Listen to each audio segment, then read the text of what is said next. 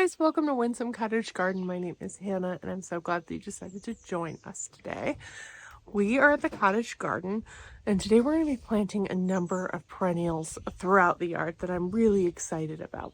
In one of our more recent videos, we planted some perennials we'd gotten at various garden centers we visited when picking up annuals, and since then I managed to find a couple more. We have 4 astilbe we're going to be planting somewhere. I'm also going to be getting some lungwort in the ground that came out of my yard in the city. And our rose arbor in the back is ready. We'll get down there and I'll explain a little bit more about what we're going to do, but we're going to be getting our Gertrude Jekyll Climbing Roses in the ground today as well. So there's a lot going on. If I'm lucky, I also will be planting some dahlias. That might get paused. We'll have to wait and see if we include those. And there's a lot going on, so I think I'm just going to dive in, and then after we plant in each area, I'll give you a little bit more information about the varieties that we put there.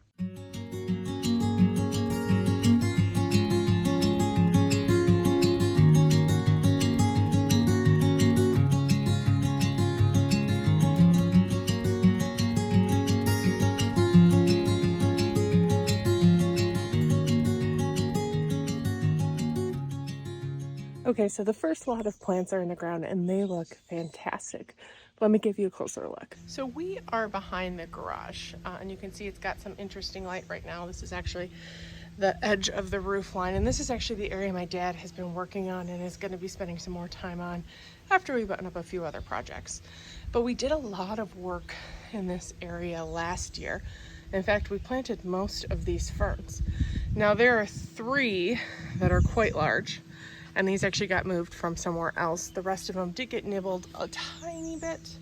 So we've got our trusty rope snakes out, which deter the deer a little bit. But in this bed, I also added 3 astilbes. 1, 2, and then 3. These are all mighty chocolate cherry astilbes. We actually have this also in our front yard, and it's got a beautifully dark foliage. Very glossy in the sun right now, with a little bit of variation that I think will play really nicely off of the ferns in this area. These get quite large. They're one of the larger astilbes, and they will get 36 to 48 inches tall. I actually want to pop over here briefly. You can see this bed is filling out quite nicely. This astilbe right here, which you can tell they're a little bit further behind because they haven't been in cans and grown on early. This is our mighty chocolate cherry astilbe, and they've got a beautiful dark reddy pink flower that I think will be so welcome in this area. The light's a little odd right now, but you can see everything really, really well. These guys are part shade to shade, and they'll bloom through late spring to early summer, and they'll get 36 to 48 inches tall and about 24 to 36 inches wide.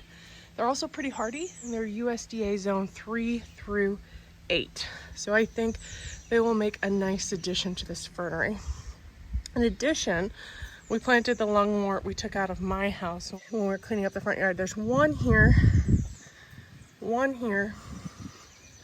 let's see, one here, and one here. These are kind of lower growing, but they have a really interesting spotted foliage that you can see right there. And actually, I'm gonna pop back over here as well. The Brenner is looking amazing. But this is the lungwort. This is actually, was the size of those guys 2 years ago. And they're from the same mother plant.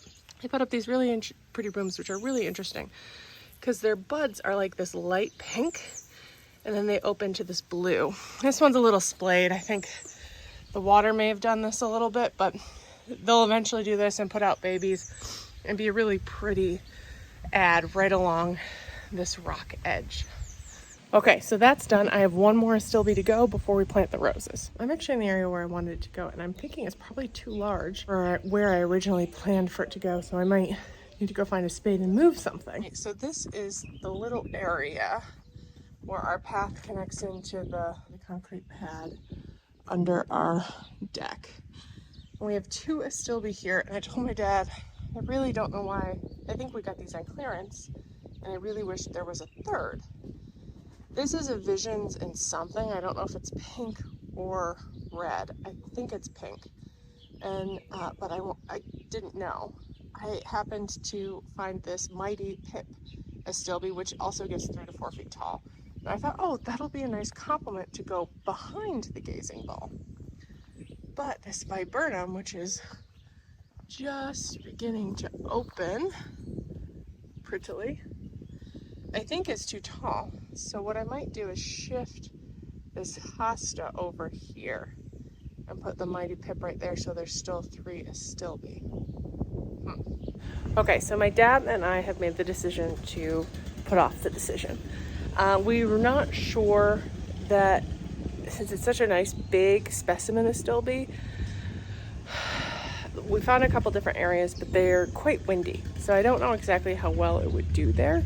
And we want to make sure that we're giving it enough space. So this, my dad pointed out, this hosta, while moving it, would fill that space nicely. Eventually this lilac will probably grow over a little bit. It's not in the best conditions. When we planted it, it was.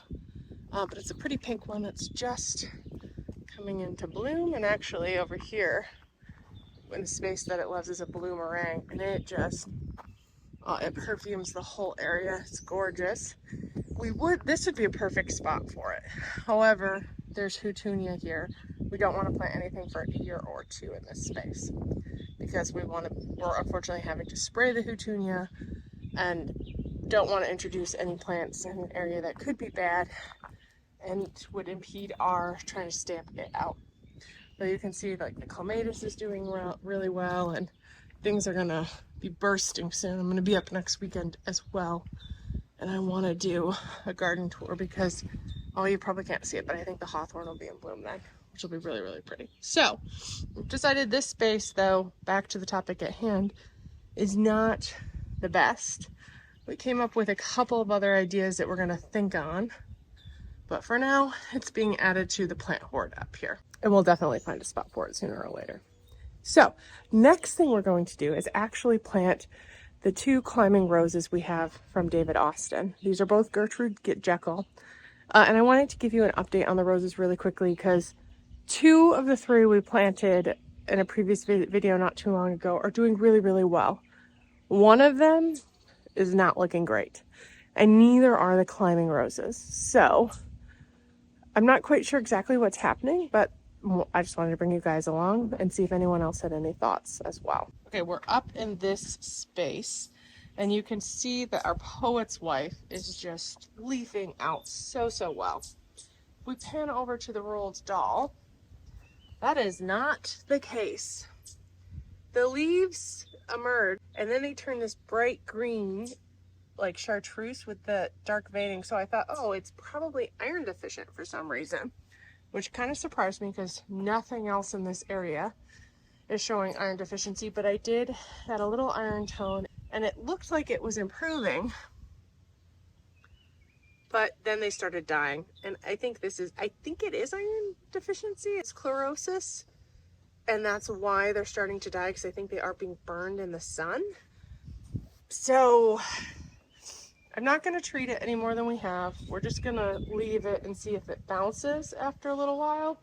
And I do believe David Austin has a 1-year guarantee. So if it does indeed die, I can show them pictures, and hopefully they'll replace the plant. Unfortunately, it wouldn't be replaced until next spring.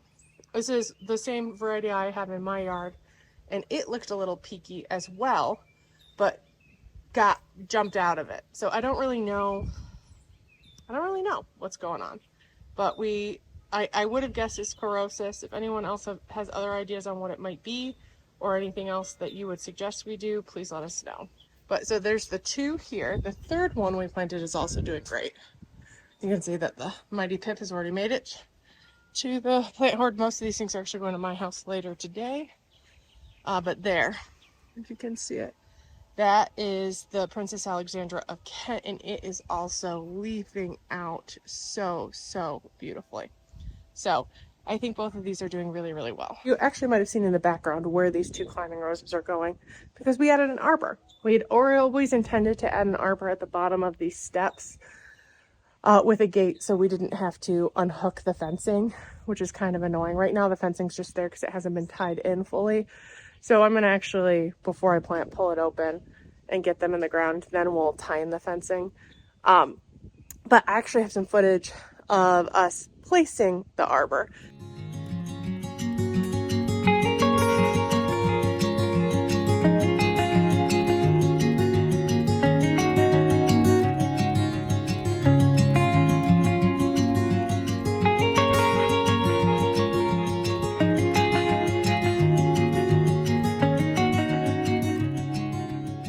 This is a Fairfield Deluxe Arbor with a cottage picket gate added on, made by Vita.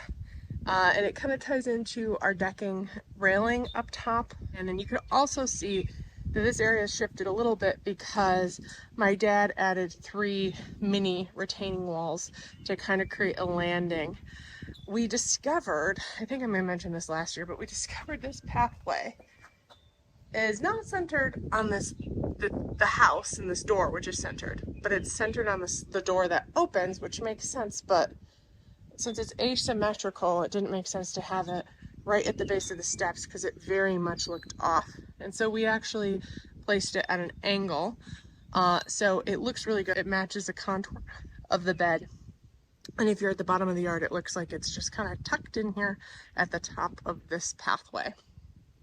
And that also allowed us a nice landing space to be able to walk up into this bed, which is a hammock bed.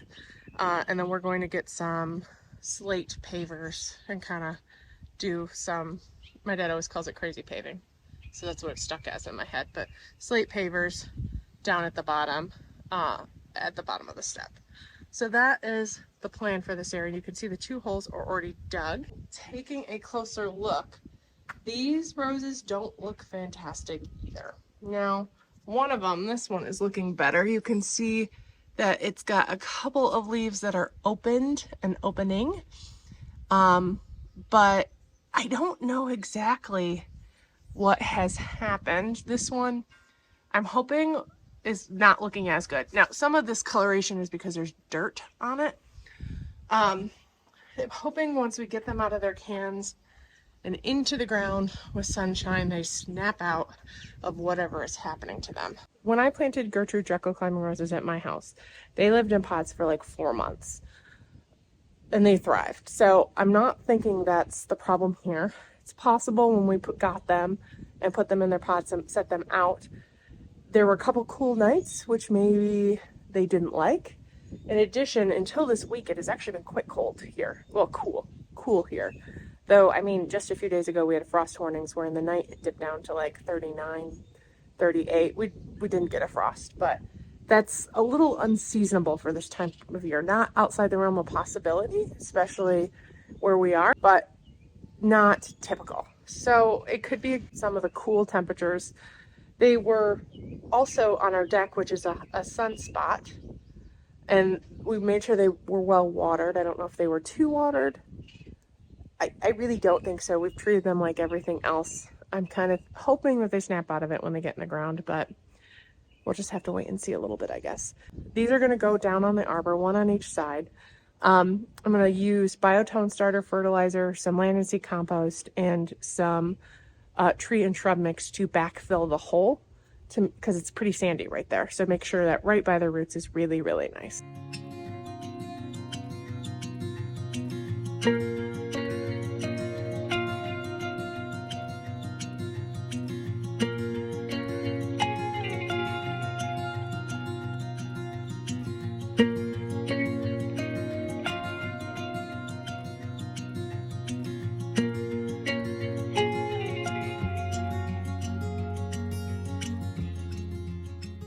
So these 2 are both in. One went in a lot easier than the other, but one also looked better than the other. You may have seen me give almost all of the canes a fresh cut. A number of them looked like they were dying back, so I kind of went below the dead, cut it, and a lot of them had some buds right up, so I cut right above a bud, hoping that might spur them on. The roots look okay.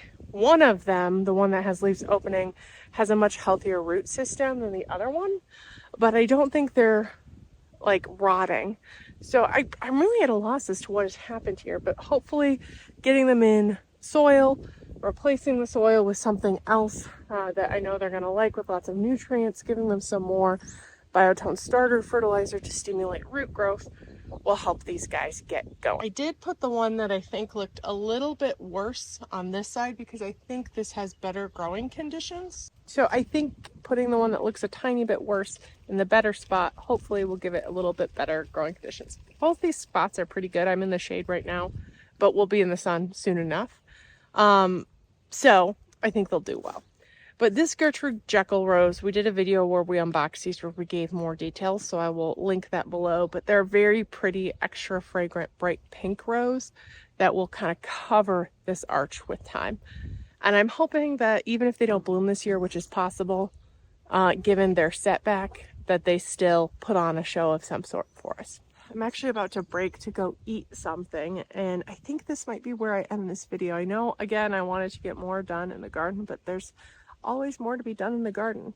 I said that recently to a friend, and she said, oh, isn't that a little bit tiring? And I said, oh, I find it exciting that there's always more to be done. And it's also comforting that I don't have to get it done all at once, even though there's times of year, like now, that it feels like everything was supposed to happen yesterday. But progress, not perfection, and I think that's part of the fun of gardening, is just always finding new things to focus on or move or tend to in the season as the season progresses. So if you like this video, please make sure to hit that thumbs up button and subscribe so you can follow along in this garden's journey, not only here at the cottage, but also at our city garden back at my house. We have 2 gardens that we follow, and you won't want to miss it. So please make sure to subscribe, and if you like it a lot, make sure to turn on notifications so you can be notified by YouTube whenever I post. Right now, that's usually 3 times a week. I try to do it Monday, Wednesdays, and Saturdays. So actually, the next thing I'm going to do is go plant the tomatoes and peppers here at the cottage, which I'm really excited about. So that'll be in an upcoming video as well soon. I really appreciate you joining me today, and I can't wait to see you in the next video. Bye-bye.